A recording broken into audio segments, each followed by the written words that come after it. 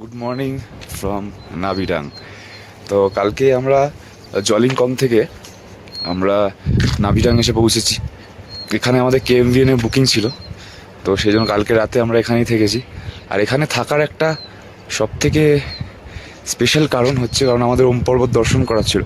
Special কারণটা আমি দেখাচ্ছি।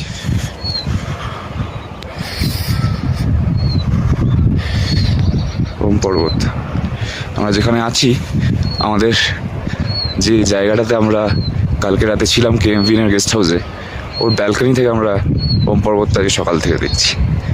তো আর ওম পর্বতটা বুঝতে পারছো তো, এই যে ঠিক আমার আমার এই দেখো, এই যে এই জায়গাটা ঠিক দেখো, এই যে ওম, ঠিক আছে, আমি আরো জুম করে দিচ্ছি, দেখতে পাচ্ছ ওমটা।